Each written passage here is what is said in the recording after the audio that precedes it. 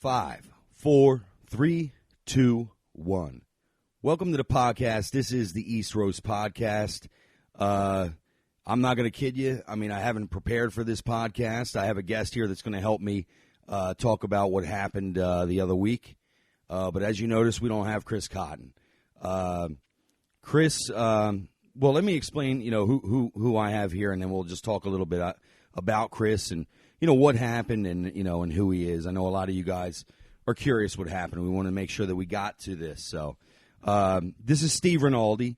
Say hello, Steve. What's up? Hello. Yeah. How are you? So anyhow, Steve is a guy that Chris used to bring up a lot. He talked about, having Steve on as a guest, obviously, and then he talked about maybe having Steve as kind of a recurring guest, somebody who was, a friend of the show type, person, and just keep on having him in. So I kept hearing about Steve, and I knew how much Chris loved him, and unfortunately, we just never had the chance to bring Steve in. So I reached out to Steve, and I wanted to get to know the guy. I wanted to meet the guy that Chris had always talked about, and so he came in.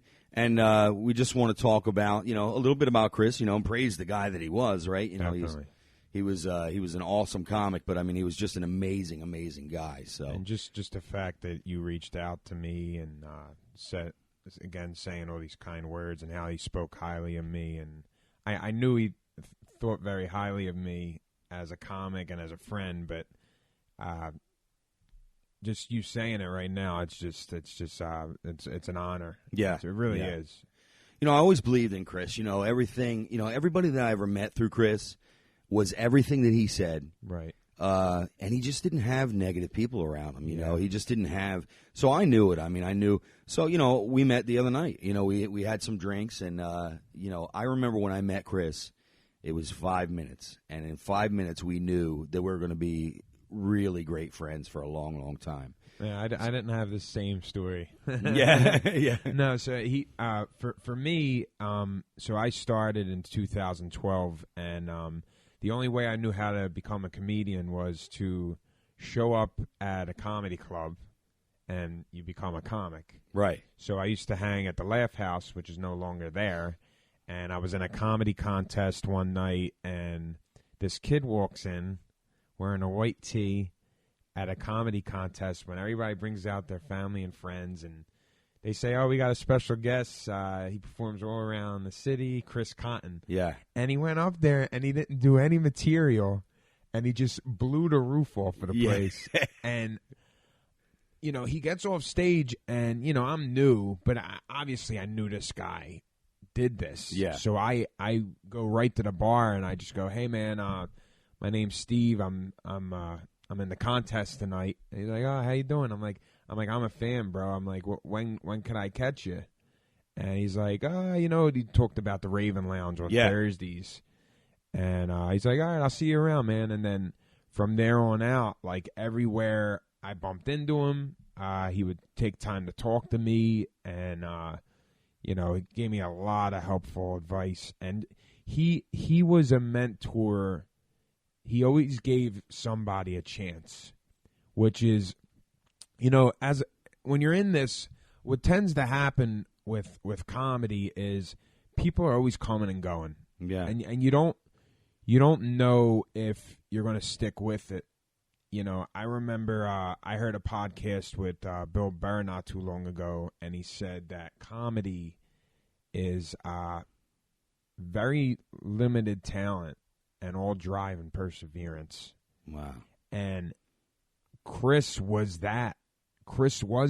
And the fact that I got to do so many shows with him and be in the car with him at hours on ends for gigs and driving back and forth to New York, and even when we would hang out and just grab beers and drinks and stuff like that,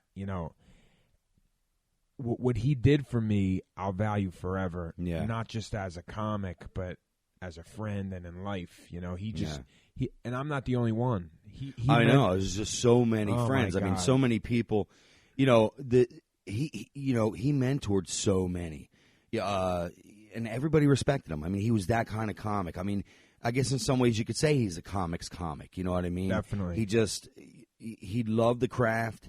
He loved anyone who loved the craft, right, and treated it, as a serious business, Right. But he loved real people. Yeah. He would meet people at shows, and if they would connect, he'd give them their number, and they're friends now. He's not a fan; they're friends. Right. Yeah. So I don't know, man. He was just such a great guy.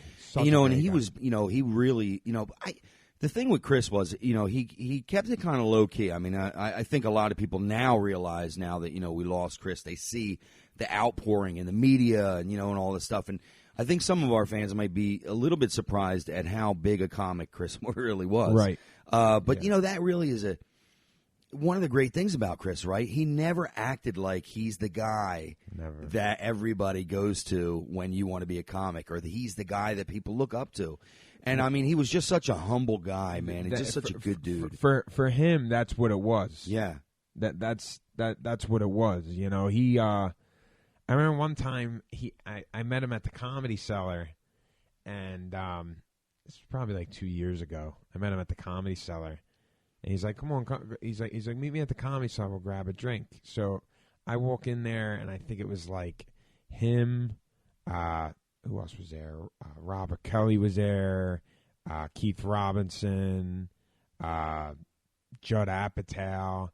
And he's introducing me as his friend. Yeah. And he was making everybody laugh and just running the room. And it's like, with that star power. Yeah.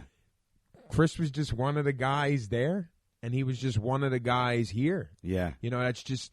It was who he was. He there was nothing fake about him. He was No. a real one, and that's what I respected so much about him.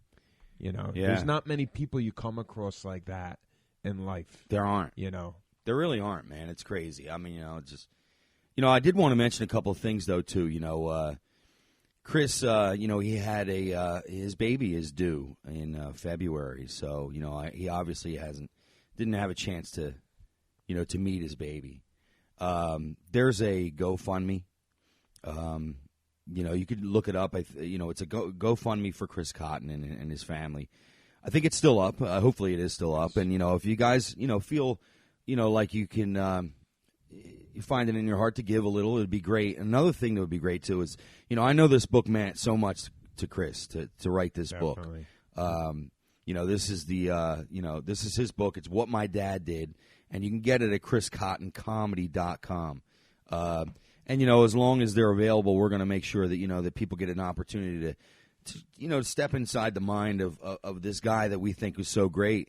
And, just get a little bit of, bring a little bit of, of some of what he, his life was just amazing. I mean, there's nothing in this book that, that you can't say to yourself, it's a little bit about everybody's life, but he had such an amazing perspective on life, and he found, a lot of gifts in the tough times, you know what I mean? Definitely. So it's a great thing. It really is a great read, Don't forget, we got some shows coming up. Yeah, well. yeah, there's some benefits coming up, and you're going to be part of one of them. Yeah, the first benefit is going to be at City Winery, January 6th. I'll be a part of that show along with Dave Temple, Rachel Fogletto, H. Foley, Tom Cassidy's going to be there. These are some great friends of Chris, and they are all great comics. All proceeds will be going toward Chris's unborn child, of course, and his wife, Erica. That'll be the first one. Again, January 6th, City Winery. It's called Sets in the City. Yeah. And then we also have one coming up at the Punchline in Philadelphia. That's hosted by comedy Philly legend Ture Gordon. Oh, yeah. And you got some big names that are going to be on this one. Who's going to be there? Derek Gaines, Anthony Moore. You got Lawrence Killebrew, Richie Redding, Reggie Conquest. These are just all artists and friends, most importantly, that are coming out to support Chris and his family. Yeah. And Erica, I mean, there's some things, that we hope that we can do. We're going to talk to Erica about it. But, I think that, we'd like to see what she's it's amazing. I mean, Erica works her butt off, right? She does a whole lot of things. But she has those great shirts. I don't know if you remember the shirts, and most of you do, I'm sure. the shirts that Chris used to wear, right? It would be all the icons or all the people in Philly and stuff, So well, there's one. I always loved that. There's shirt. one circulating right now with Chris's name at the bottom in red. Yeah, I saw that. I've seen man. it on the internet. So I would love to. I don't know the specifics on how to get them or who. Yeah, but definitely something we definitely got to look into and let everybody know. I would definitely, for sure. I mean, so we're going to reach out to Erica. We want to let her know that we would like to, give people the opportunity to have those shirts. I mean, they're great shirts. I mean, it's just, they're awesome. So, and I love the idea that they put Chris in there because he belongs there. Definitely. You know what I mean? Definitely. So, yeah. But, again, like the way, so did you, like, you just said how you first met Chris, but, how did you become, the guy that, that Chris, considered the friend that you guys are? Well, I was one of many, Yeah.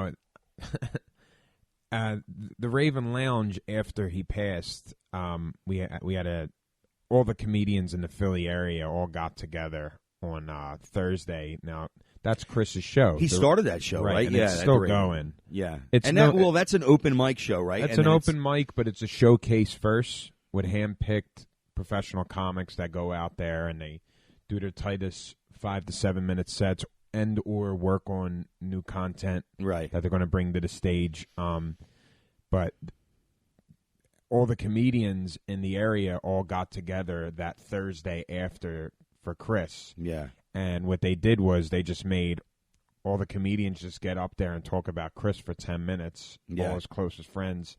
I was one of the comics that had a chance to get up and say some things about Chris, and it was just awesome to see how many people he mentored. I knew of it, but I didn't know so many specific stories that are just like mine. For instance, I moved to Chicago for a little bit. I was living in downtown Chicago. I went out there. I studied at the Second City, took a couple writing classes there, improv. Chris always checked on me whenever he was in town doing a gig. He'd call me, we'd get together. I think part of the reason he gained such a liking to me is because I was from South Philly as well. Yeah. So, he definitely was, connected to where he was from. I remember him saying to me one time, he's like, "Yeah, there's not many of us." Yeah. So, South Philly guys, we got to stay together. Yeah. We were probably the only two in the scene at the time, or out there. Of course, you got like the legendary Dom Herrera, Keith Robinson. Yeah. But, me and Chris really, really hit it off rather quickly. And I remember one time that this story like sticks in my head more than anything is we were driving to New York, and this was after his car accident. I don't know if the viewers may know this, but Chris got into a really bad car accident a couple years ago and nearly almost lost his hand, but he almost lost his life. Right, and it really changed him. He was a different man, and after that, we even got closer. And I remember him saying to me that this tells you the type of guy he is. He said, for me, it's you want to be around great comedians, but you want to be around great people first. Yeah. Be a great person first. The great comic will develop. We're all in this. Yeah. For the people that we know are in it, the great comedian will develop, but be a great guy. Yeah. And that's another lesson I learned from him. For guys like Chris, and, I could tell just by getting to know you over the past week, anybody that Chris brings close to him, they're great people. Yeah. And I agree with that. He read that in me right away, and which was an honor. Yeah. And I trust that I'm going to do well in show business like Chris because I'm a great person first, and that's something that I learned from him. Yeah. So he talked so much about being a dad soon. I'll tell you, this is a tough one to get through, isn't it? I mean, it's you want to celebrate them, but it's just, it's a sad time, But you could do that. We've done that for a couple of weeks. Been dealing with those emotions. So we wanted to just kind of be. But he talked a lot about being a dad, and I think he drew so much of what he wanted to be, who he hoped to be from his own father. Right. I mean, I really want to give that guy some praise because he talked about his father like in a way where I think we all would have loved to have some of the things that Chris talked about, right. with the way his father was. And I know he lost his mom, young. So, it hasn't always been easy for Chris. But, you wouldn't know it. Yeah. He used to say, and he said what his mom used to say. And I love this because, a lot of times people say, well, my mother used to say whatever.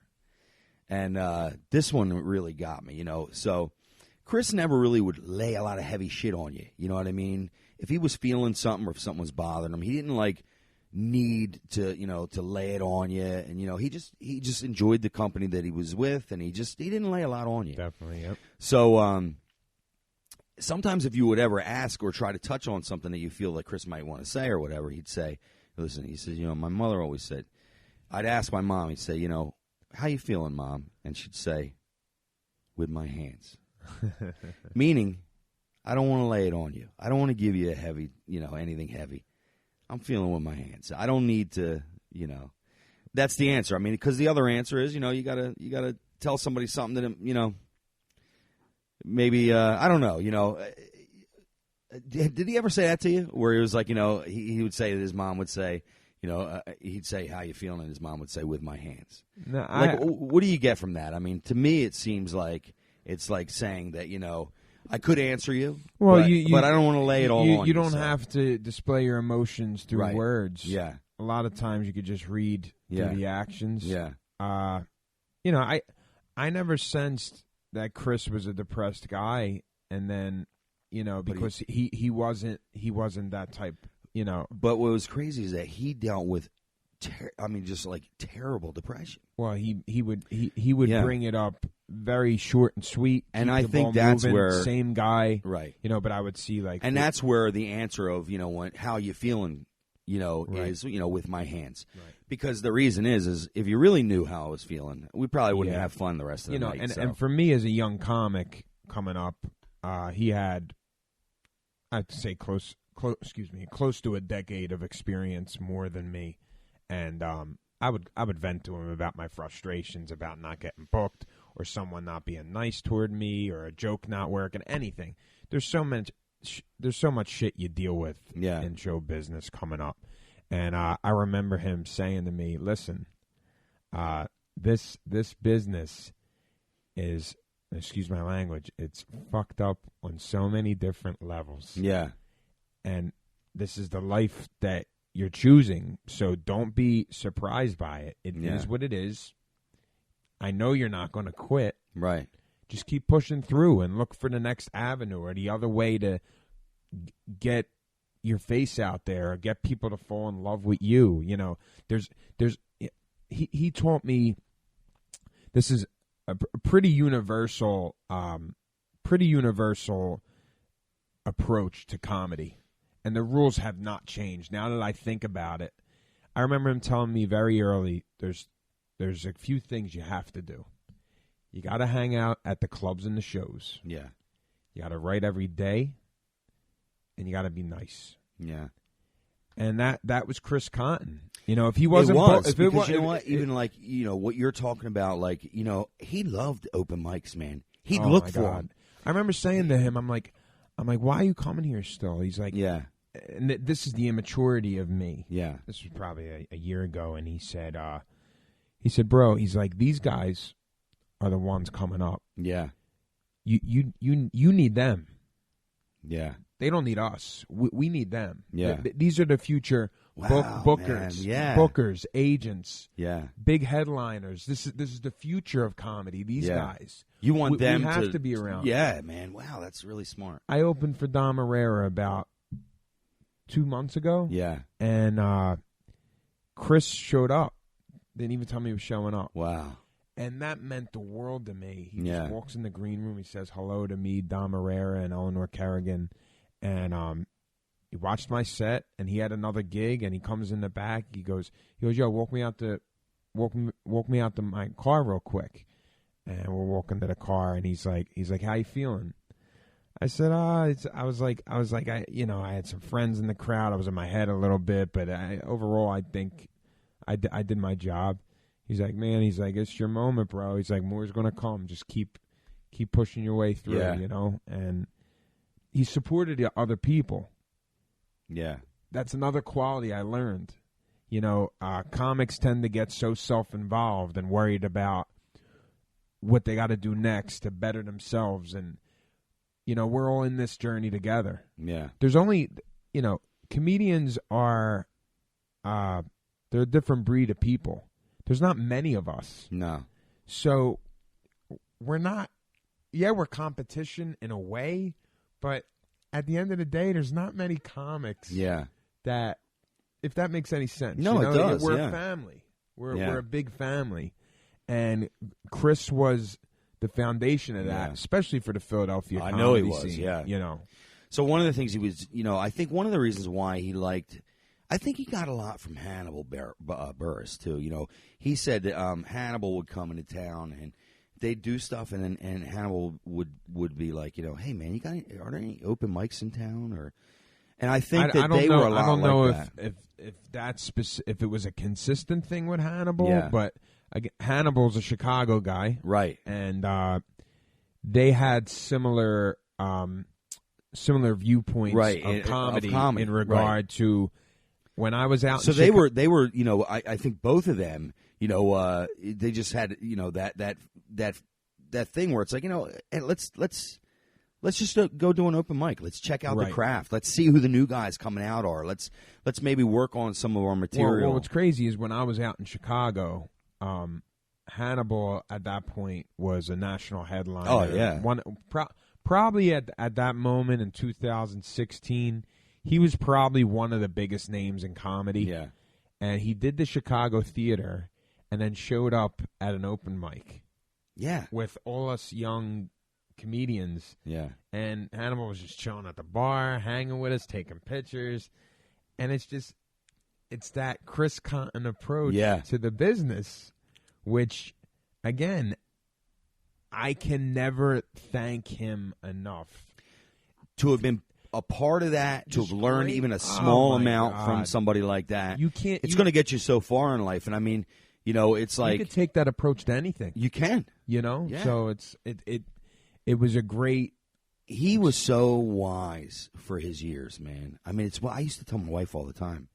I'm like, oh my gosh, I always forget his age. He was 33. I mean, he was. I used to joke with 32. I don't even think he was 32. But I used to joke with him because I'm a year older. Yeah. And I used to be like, you know, and he could tell you so much. I'm like, I don't look at you as younger than me. He's like, nobody does. I know, you know, so you know, he was interested in everything. He saw value in every person. You know, he just he could talk to you about, and you know what? I bet you probably knew like a species of butterflies. If you brought it up, he'd probably know some of that stuff. Right. I mean, you know why he took in so much life? I have no idea in such a short time, but he really did, man. He took in everything about life, and he impacted so many people. Yeah. And that's the goal. That's why we're all in this. Yeah. You know? Yeah. He was a good man. He really was. You know, and I want to make sure that, you know, Steve and I talked about maybe continuing this on. I wasn't sure what I was going to do. And some of the friends of Chris's and my own friends, you know, they really loved Chris, and they said, you know, maybe you don't want to let it go, you know, just because, you know, we lost Chris. Maybe we can just, you know, help still and keep doing things, and maybe we can, you know, keep a little bit of him, you know, alive in this. So I know it's something that you and I had talked about, and I think that, you know, we might agree that, you know, we might want to do a couple of shows and see how we go from here, and just kind of bring, I don't know. I don't even know how to say. You know, it's such a tough thing to even talk about, but I think I agree with people. I don't think he wanted to bring us together, yeah. And obviously he knew we were going to hit it off. And, yeah, you know, it's again, I'm flattered that he brought me up to you as much as he did. Yeah, and But you didn't talk about how you connected with him.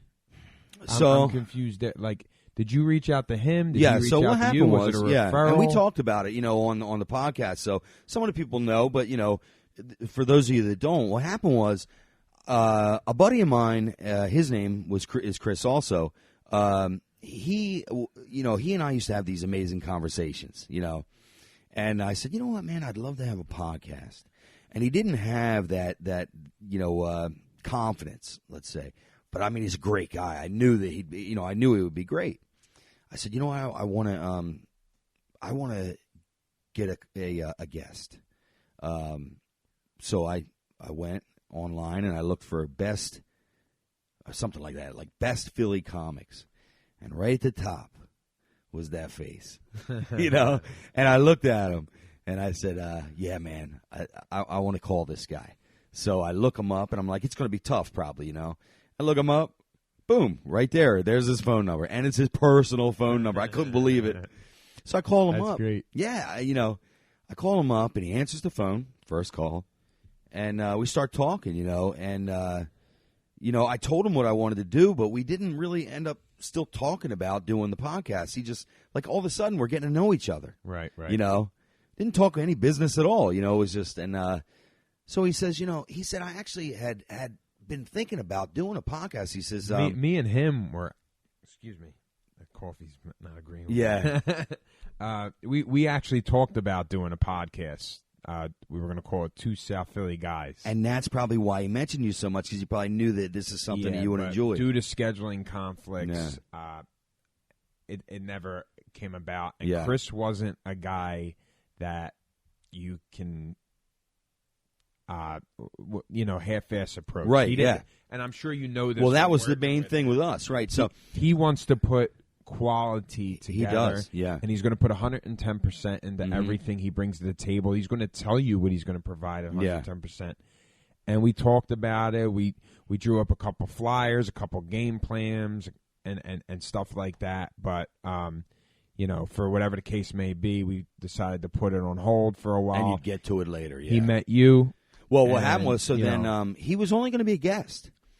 So, we talked for a while. And he told me about, I guess that it was you guys were going to do it, and he really wanted to, but he just said, he just couldn't get it. And I think a lot of it had to do with the other end that I bring, the production and all that stuff.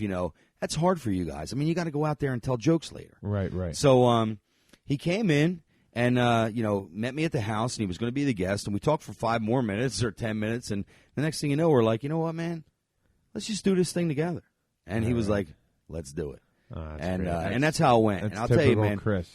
I know he loved me, man. I know. I mean, I love that dude like you wouldn't believe. In such a short time, it's crazy, man. It's crazy. I don't think I've ever met anybody and cared so much about them in such a short time. Right. He had that way on everyone. He did, man. He really did. He did. He impacted a lot of lives. But one more time, can we just shout that's what, this yeah, out? that's what I was going to say. City Winery, January 6th, 8 o'clock. It's going to be called Sets in the City for Chris Cotton. And also January 26th, this one's produced by the Punchline Philadelphia and Comedy Central, hosted by the legendary Philly legend Ray Gordon. You got some big names on this show. Again, that's January 26th. You got Reggie Conquest, Richie Redding, Lawrence Killebrew, Keith from Up the Block, Derek Gaines, Anthony Moore. Great comics, great guys, all providing their time for Chris Cotton and his family in memory of Chris. I'm sure there's going to be more shows. Yeah. More ways to donate. Yeah. You don't forget that GoFundMe. Yeah. I mean, we want to, go get the book.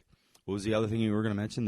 Maybe, like you said, about the shirts. Yeah, I'm sure that's going to be enough. Whoever put that shirt together is that money's going to go toward Chris and his family. Yeah. So I mean, we're going to try to find out how we can get those shirts. I mean, if we can, I think that there's going to be quite a few people that want them. We'll make sure that they're available. Or we'll at least get the link, to you guys. And listen, I think we're just going to keep going. We're going to celebrate Chris, and I'll see you on the 6th. I'm going to be going to that show. Awesome. And So there it is, man. That's the last one with our buddy Chris, man. My man.